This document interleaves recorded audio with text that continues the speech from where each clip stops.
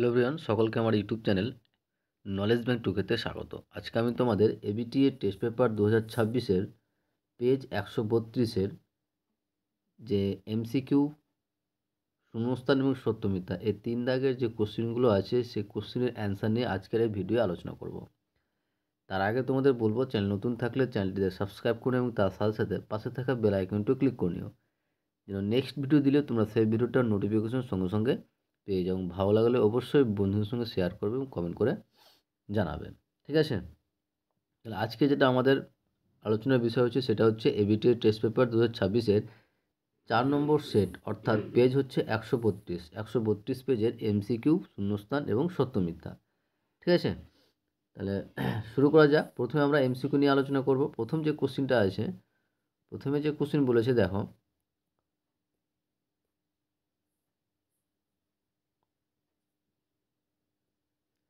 যে কোনো মূলধন 8 বছরে দ্বিগুণ হলে বার্ষিক সরল সুদের হার কত?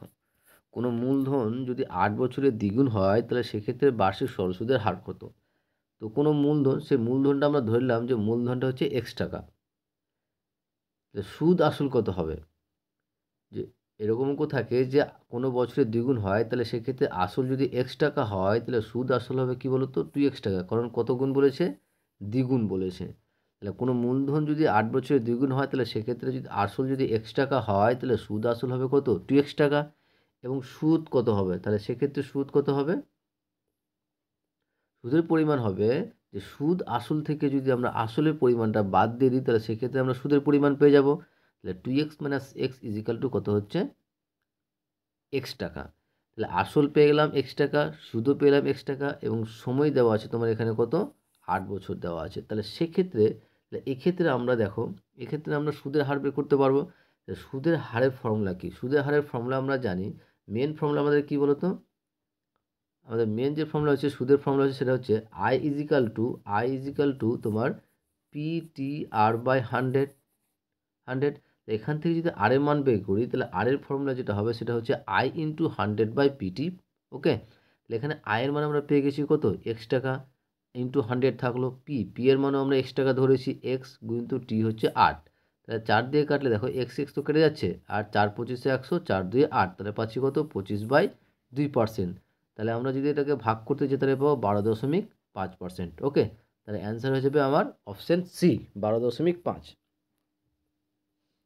তারপরে নেক্সট কোশ্চেন দেখো, নেক্সট কোশ্চেন বলেছে যে a + b = √15, a + b = √15 এবং a - b = √7 হয়, তাহলে a × b, a dot b অর্থাৎ a × b এর মান বের করতে বলেছে।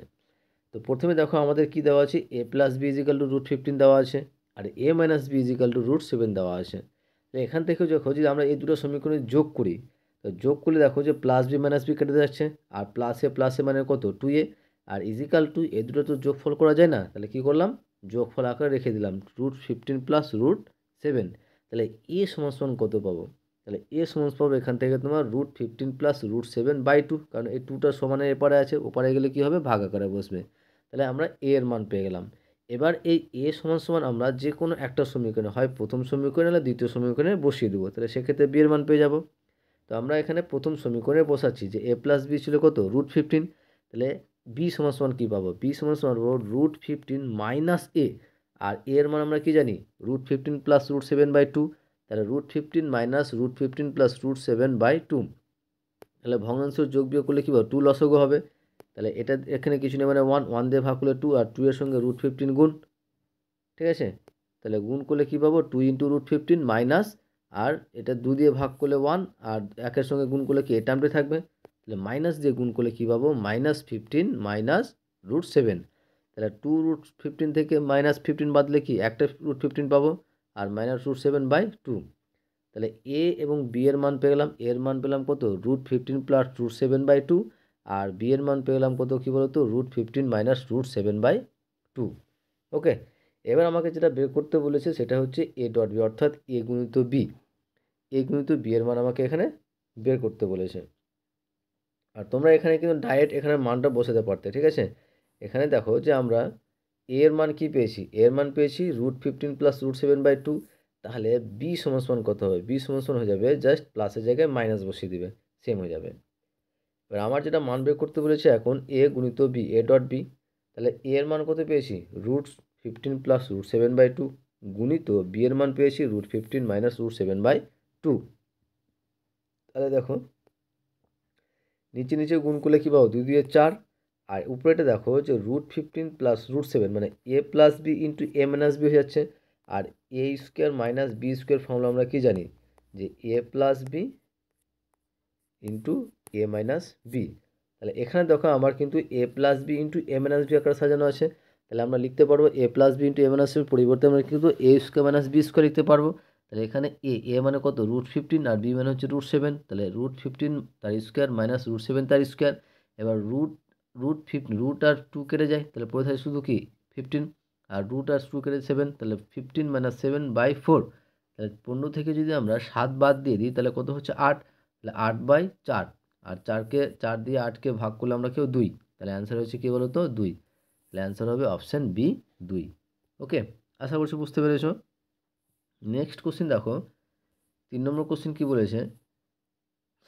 3 নম্বর কোশ্চিন বলেছে যে এবিসি ত্রিভুজের এসি সমান সমান বিসি বলে দিয়েছে। ধরলাম যে এই এবিসি একটা ত্রিভুজ যার এসি সমান সমান কি এবি, এবং দেওয়া আছে যে AB square equal to 2 into A square হয়, তাহলে কোন সি এর মান কত হবে সেটা বের করতে বলেছে। তো এখানে আমার দেখো দেওয়া আছে যে এসি সমান সমান বিসি, এটা কিন্তু প্রদত্ত, এবং তার সঙ্গে দেওয়া আছে কি বলতো যে এবি স্কোয়ার সমান সমান 2 এসি স্কোয়ার। এবার দেখো যে বা এবি স্কোয়ার থাকলে 2 এসি স্কোয়ারের পরিবর্তে লিখতে পারবো দেখো তো AC square plus AC square, কারণ দেখো AC square plus AC square মানে কি 2 এসি স্কোয়ার। এবার দেখো এখানে এসির সমান সমান কত দেওয়া হচ্ছে বিসি, তাহলে যে কোনো একটা এসির পরিবর্তে আমরা কি লিখতে পারবো বিসি লিখতে পারবো। তাহলে এসি স্কোয়ার তার মানে কি বিসি স্কোয়ার লিখতে পারবো। তাহলে এবার দেখো এই টার্মটা আমরা কি পাচ্ছি, দেখো পিথাগোরাসের উপপাদ্য অনুযায়ী আমরা পাচ্ছি কি বলতো অতিভুজ স্কোয়ার সমান সমান লম্ব স্কোয়ার প্লাস ভূমি স্কোয়ার। তাহলে চিত্রটা এইভাবে হবে না, এটার মতো হবে, ঠিক আছে। তাহলে এটা যদি অতিভুজ হয় তাহলে অতিভুজটা যদি এবি হয় তাহলে এবির ফর্মুলাটা কী হবে অতিভুজ স্কোয়ার সমান সমান লম্ব স্কোয়ার প্লাস ভূমি স্কোয়ার, অর্থাৎ তোমার এবি স্কোয়ার সমান সমান BC square plus AC square. তাহলে যখন আমরা পিথাগোরাস হবে তখন তার যে অতিভুজ থাকবে সে অতিভুজের বিপরীত কোণটা কি হয় সমকোণ, কারণ সমকোণের বিপরীত বাহুটা হচ্ছে অতিভুজ। তাহলে আমাকে বের করতে বলেছে কি কোণ সি, তাহলে কোণ সিটা কার অপোজিটে আছে এসি এবির, আর এবিটা কি আমার অতিভুজ, আর অতিভুজের বিপরীত কোণ হয় তোমার সবসময় কী বলো তো অতিভুজের বিপরীত কোণ হয় সমকোণ। তাহলে কোণ সি এর মান কত হয়ে যাবে 90 ডিগ্রি, সমকোণ মানে 90 ডিগ্রি। তাহলে এটা অ্যান্সার হয়ে যাবে কী বলো তো option A 90 degree. Next question দেখো 4 নম্বর বলেছে 4 নম্বর কোশ্চিন বলেছে যে দুটি লম্ববৃত্তাকার চোঙের ব্যাসার্ধের অনুপাত দেওয়া আছে। দুটি লম্ববৃত্তাকার চোঙের ব্যাসার্ধের অনুপাত দেওয়া আছে 2:1 এবং উচ্চতার অনুপাত দেওয়া আছে 1:4। তাহলে আয়তনের অনুপাত কত, তাহলে আমাকে আয়তন বের করতে হলে আমার ব্যাসার্ধ এবং উচ্চতা দরকার। তাহলে আমরা ধরে নিলাম যে লম্ববৃত্তাকার চোঙের ব্যাসার্ধ যথাক্রমে হচ্ছে 2r এবং r, কারণ অনুপাত দেওয়া আছে কি 2:1। তাহলে আর দিয়ে এই 2:1কে গুণ, তাহলে 2 এর সঙ্গে আর গুণ করলে 2r এবং 1কে আর দিয়ে গুণ করলে আরই হয়। তাহলে লম্ববৃত্তাকার চোঙের ব্যাসার্ধ ধরে নিলাম আমরা যথাক্রমে 2r এবং r, এবং উচ্চতা ধরে নেব কী বলতো h ও 4h, ঠিক আছে, এই অনুপাত আকারে ধরলাম। তাহলে যখন ব্যাসার্ধ এবং উচ্চতা পেয়ে গেলাম, এবার যখন ব্যাসার্ধ হচ্ছে 2r এবং উচ্চতা h, যখন ব্যাসার্ধ 2r এবং উচ্চতা h তখন আয়তন কত হবে, তখন আয়তন হবে কি বলতো পাই, আয়তন একটা চোঙের আয়তন হচ্ছে কি পাই আর স্কোয়ার এইচ। এখানে পাই থাকলো আর এর মান কত 2r, তাহলে 2r স্কোয়ার এইচ, এবং যখন ব্যাসার্ধ আর এবং উচ্চতা 4h তখন আয়তন কি হবে 4 মানে পাই আর স্কোয়ার এইচ, আর এখানে এইচ এর মান হচ্ছে কত 4h, আর এর মান আরই আছে, তাদের অনুপাতটা বের করতে বলেছে। তো তাদের আয়তনের অনুপাতটা লিখিয়ে দিয়েছি। তাহলে এখানে তোমরা দেখো পাই যদি গুণ করে আমরা কাছে 2 স্কোয়ার করলে 4, তাহলে 4 পাই আর স্কোয়ার এইচ ইস টু, আর এখানেও 4 পাই আর স্কোয়ার এইচ, তাহলে দুটোই সেম হয়ে যাচ্ছে, তাহলে কেটে কত হচ্ছে 1:1। তাহলে অ্যান্সার হয়ে যাবে আমার কী বলো তো অপশান বি 1:1। নেক্সট 5 নম্বর দেখো 5 নম্বর কোশ্চেন বলেছে যে sin 2θ into sec 70 degree equal to যদি 1 হয় তাহলে থিটার মান কত? Sine sine 2θ into sec 70 equal to 1 হলে থিটার মান কত? তো এবার দেখো যে সাইন 2θ ইজিক্যাল টু এই সেক 70কে আমরা সমানের উপর নিয়ে চলে গেলাম। তাহলে সমানের উপর নিয়ে গেলে কী হবে? ভাগ আকারে বসবে, কারণ এটা সাইন 2θর সঙ্গে গুণ আকারে আছে। তাহলে সাইন 2θ সমান আমরা কী পাচ্ছি? 1/sec 70 degree. আর 1/sec θ সমান আমরা জানি কি বলতো? cos θ, ঠিক আছে? তাহলে থিটার পরিবর্তে 70 আছে, তাহলে 1/sec 70 জায়গায় লিখতে পারবো কি? cos 70 degree. তাহলে বা সাইন 2θ ইজিক্যাল টু এই cos 70-এর পরিবর্তে লিখতে পারবো sine 90 degree minus 70, sine 90 degree minus 70 degree, ঠিক আছে? কারণ দেখো যে সাইন 90 মাইনাস 70 মানে হচ্ছে তোমার cos θ, অর্থাৎ cos 70 ডিগ্রি। cos 70-এর পরিবর্তে লিখতে পারবো সাইন 90 ডিগ্রি মাইনাস 70। তাহলে সাইন সাইন কেটে যাচ্ছে, তাহলে পড়ে থাকছে এদিকে কত? 2θ ইজিক্যাল টু 90 থেকে 70 বাদ দিলে কত হয়? 20। তাহলে থিটা সমান কী পেয়ে যাবো? 20/2, কাটাকাটি করলে কত হচ্ছে?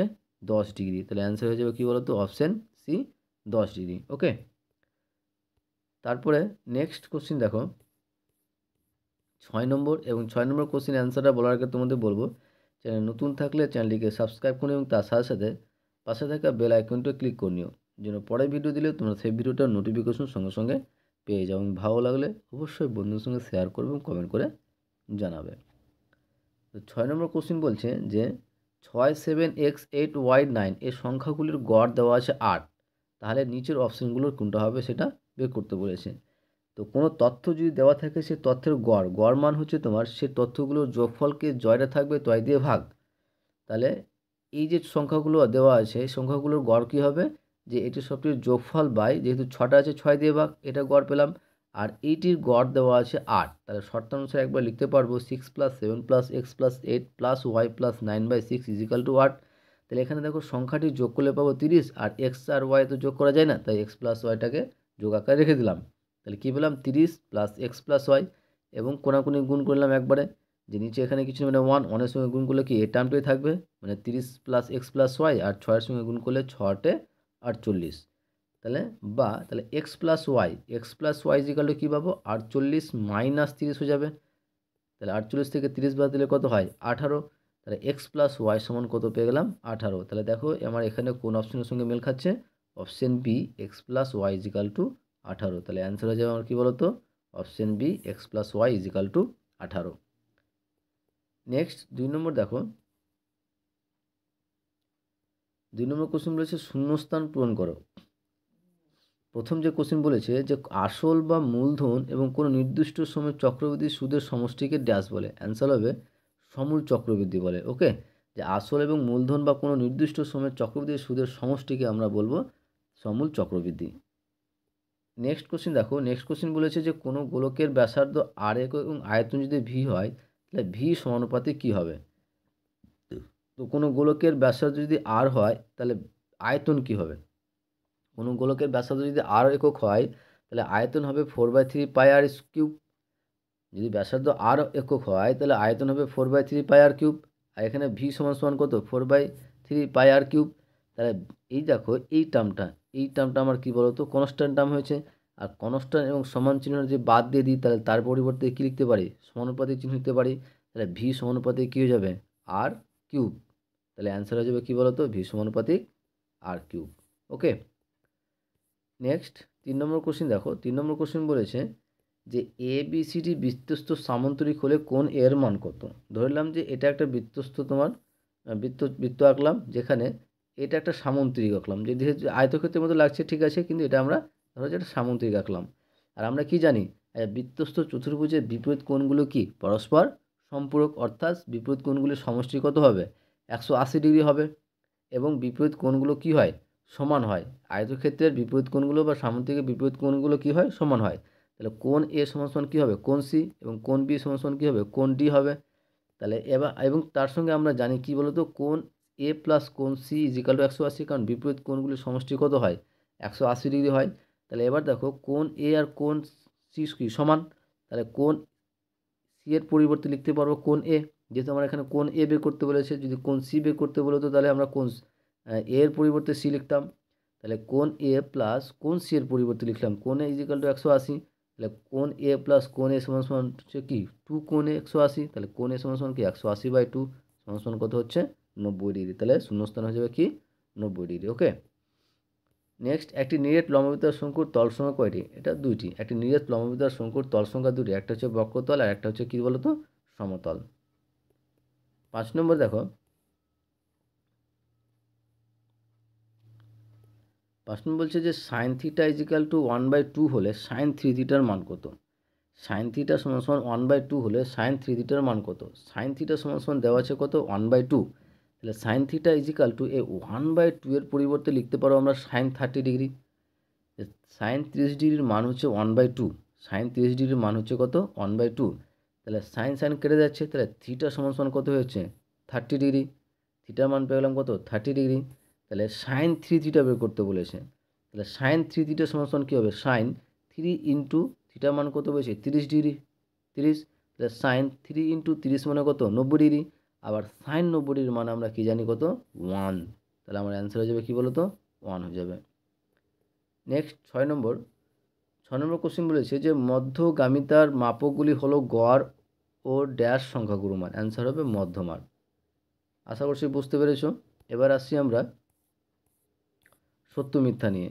আর সত্য মিথ্যা অ্যান্সারগুলো বলার আগে তোমাদের বলবো, চ্যানেল নতুন থাকলে চ্যানেলটিকে সাবস্ক্রাইব করুন এবং তার সাথে সাথে পাশে থাকা বেল আইকনটা ক্লিক করে নিও, যেন পরের ভিডিও দিলেও তোমরা সেই ভিডিওটার নোটিফিকেশন সঙ্গে সঙ্গে পেয়ে যাও। ভালো লাগলে অবশ্যই বন্ধুর সঙ্গে শেয়ার করবে এবং কমেন্ট করে জানাবে। প্রথম যে কোশ্চেন বলেছে দেখো যে অংশীদারি কারবারের 3 জন সদস্যের মূলধনের অনুপাত দেওয়া আছে x:y:z এবং সোমের অনুপাত দেওয়া আছে a:b:c হলে তাহলে লাভের অনুপাতটা কত? তাহলে আমরা লাভ সমান সমান কী জানি, লাভ সমান এই ধরনের অঙ্ক থাকলে যে কীভাবে করবে দেখো যে লাভ সমান সমান আমরা জানি মূলধন ইন্টু সময়। তাহলে আমরা যদি লাভের অনুপাত বের করি তাহলে কী পাবো যে তোমার মূলধনের সঙ্গে তোমার সময়ের গুণ করব। তাহলে এক্সের সঙ্গে এ গুণ করলে ax, বি এর সঙ্গে ওয়াই গুণ করলে বিওয়াই, আর সি এর সঙ্গে জেড গুণ করলে সিজেড। আর অনুপাত বের করতে বলেছে, তাহলে লাভের অনুপাত হবে কি ax by cz, ax:by/cz। আর এখানে লাভের অনুপাতটা কত দেওয়া আছে ax:by/cz দেওয়া আছে, তার মানে কী হবে সত্য হবে। ঠিক আছে, তাহলে এটা অ্যান্সার হয়ে যাবে সত্য। নেক্সট বলেছে x² + x + 1 = 0 সমীকরণে বীজদ্বয় বাস্তব। তাহলে একটা সমীকরণে বীজদ্বয় বাস্তব কখন হবে? যদি b² - 4ac মানটা 0 হবে, অর্থাৎ নিরূপকটা কী হবে 0 হতে হবে। যদি আমরা এই সমীকরণটাকে ax² + bx + c যেগুলো 0 সঙ্গে তুলনা করি, তাহলে এক্ষেত্রে a সমান কত পাবো 1, কারণ এখানে x² সহগ 1, এখানে x এর সহগ 1 এবং c এর মানও 1। তাহলে a সমান 1, b সমান 1 এবং c সমান 1। তাহলে যেহেতু সমীকরণের বীজদ্বয় বাস্তব হচ্ছে কিনা তাহলে দেখবো যদি b² - 4ac মান 0 হয় তাহলে বাস্তব, আর যদি 0 থেকে ছোট হয় তাহলে বাস্তব না, কাল্পনিক। তাহলে b² - 4ac, তাহলে b এর মান হচ্ছে 1, তাহলে 1a² - 4 × 1 × 1, তাহলে 4 - 4 1 - 4 = -3, যেটা হচ্ছে 0 থেকে ছোট। তার মানে 0 থেকে ছোট, তার মানে কি এটা বাস্তব নয়। বাস্তব কখন পেলাম? যদি b² - 4ac মানটা 0 হতো তাহলে বাস্তব পেতাম। এখানে যেহেতু 0 থেকে ছোট তাহলে এটা বাস্তব নয়, এটা কাল্পনিক হবে বা অবাস্তব হবে, তাহলে এটা কি মিথ্যা হবে। নেক্সট বলছে বৃত্তস্থ সামুদ্রিকের কর্ণদ্বয় পরস্পর সমান। এটা সত্য হবে, বৃত্তস্থ সামুদ্রিকের কর্ণদ্বয় পরস্পর সমানই হয়। 4 নম্বর দেখো, 4 নম্বর বলেছে যে সূর্যের উন্নতিকোণ বাড়লে স্তম্ভের ছায়ার দৈর্ঘ্য বাড়বে। সূর্যের উন্নতিকোণ যদি বাড়ে তাহলে স্তম্ভের ছায়ার দৈর্ঘ্য বাড়বে, এটা অ্যান্সার মিথ্যা হবে। কিভাবে দেখো, যদি আমরা এটা ধরলাম যে এই জায়গাটায় তোমার একটা সূর্য আছে, এখানে সূর্য ধরো, ঠিক আছে, এখানে তোমার উন্নতিকোণটা কি তার নিচের দিকে হবে, সূর্যের বিপরীত দিকে হবে, যেখানে দেখে দেখবে তার উন্নতিকোণ এটা। তাহলে এটা যদি উন্নতিকোণ ধরলাম যে এখানে ধরো যে উন্নতিকোণ ধরছি আমি 40 ডিগ্রি, ঠিক আছে, তাহলে যদি উন্নতিকোণটা বাড়াই তাহলে এখানে ধরো যে এটা উন্নতিকোণ বাড়ালাম, ধরো এটা 60 ডিগ্রি। এবার যখন আমরা উন্নতিকোণ বাড়াচ্ছি তখন দেখো যে ছায়ার, এটা হচ্ছে ছায়ার দৈর্ঘ্য। তাহলে যখন উন্নতিকোণ 40 ডিগ্রি ছিল তখন ছায়ার দৈর্ঘ্য কত এইটুকুটা পুরোটা, আর যখন 60 তখন কি এইটুকুটা হয়ে যাচ্ছে, এইটুকুটা হয়ে যাচ্ছে যখন 60, তার মানে কি উন্নতিকোণটা কী হচ্ছে কমছে। তাহলে এখানে কি ভুল বলেছে, সূর্যের উন্নতিকোণ বাড়লে গেলে স্তম্ভের ছায়ার দৈর্ঘ্য কী হবে কমবে, এখানে বলেছে বাড়বে, তাহলে কী হবে অ্যান্সার মিথ্যা। নেক্সট 5 নম্বর দেখো, 5 নম্বর কোশ্চেন বলেছে এরকম করে প্রচুর হয়েছে ডায়েট, এটা যদি এরকম থাকে যে একটি গোলকের ব্যাসার্ধ দ্বিগুণ হলে আয়তন 4 গুণ হবে, এটা ভুল, মিথ্যা হবে, কারণ 8 গুণ হবে, এটা মুখস্থ রেখে দেবে। ঠিক আছে, একটি গোলকের ব্যাসার্ধকে যদি আমরা দ্বিগুণ করি তাহলে সেক্ষেত্রে আয়তন 8 গুণ হয়, 4 গুণ নয়, ঠিক আছে? যদি 8 গুণ বলে তাহলে 70 হতো। তাহলে এবার যদি এখানে এবার এটা দ্বিগুণ বলে ঠিক আছে মুখস্থ রেখে দিলাম, কিন্তু যদি 3 গুণ 4 গুণ 5 গুণ বলে তখন কিভাবে করব? তখন যেটা রুলস আছে সেটা হচ্ছে যে ব্যাসার্ধ যদি আর হয়, ব্যাসার্ধ যদি গোলকের ব্যাসার্ধ যদি আর হয় সেক্ষেত্রে আয়তন হয় কী হয় 4/3 পাই আর কিউব ঘন একক। এবং ব্যাসার্ধ যখন দ্বিগুণ মানে আর এর জায়গায় কত 2r, তখন আয়তন কী হবে 4/3 2r তার কিউব। তাহলে 4/3 পাই 2r কিউব মানে কি 8r কিউব। তাহলে 8টার সামনে চলে আসলাম আর 4/3 পাই আর কিউব। তাহলে দেখো আগে ব্যাসার্ধ ছিল 4/3 পাই আর কিউব আর এখানে হচ্ছে 8 ইন্টু 4/3 পাই আর কিউব। তার মানে কত গুণ হচ্ছে 8 গুণ হচ্ছে, ঠিক আছে? তাহলে এটাকে মিথ্যা। নেক্সট 6 নম্বর এবং আজকের লাস্ট এই এই পেজের 132 পেজের এবং লাস্ট কোশ্চেনটা বলার আগে তোমাদের বলবো চ্যানেল নতুন থাকলে চ্যানেলটিকে সাবস্ক্রাইব করে এবং তার সাথে সাথে পাশে থাকা বেল আইকনটা ক্লিক করে নিও, যেন পরের ভিডিও দিলে তোমার সেই ভিডিওটার নোটিফিকেশন সঙ্গে সঙ্গে পেয়ে যাও। ভালো লাগলে অবশ্যই বন্ধুর সঙ্গে শেয়ার করবে, কমেন্ট করে জানাবে। তাহলে 6 নম্বর কোশ্চেন বলেছে যে 233999910 এর সংখ্যাগুরু মান কত 10 দেওয়া আছে। তো সংখ্যাগুরু মান কীভাবে বুঝবো? তো একটা তথ্যের মধ্যে সর্বাধিক যে মানটা সর্বাধিক থাকবে বেশিবার থাকবে সেটা হচ্ছে তার সংখ্যাগুরু মান।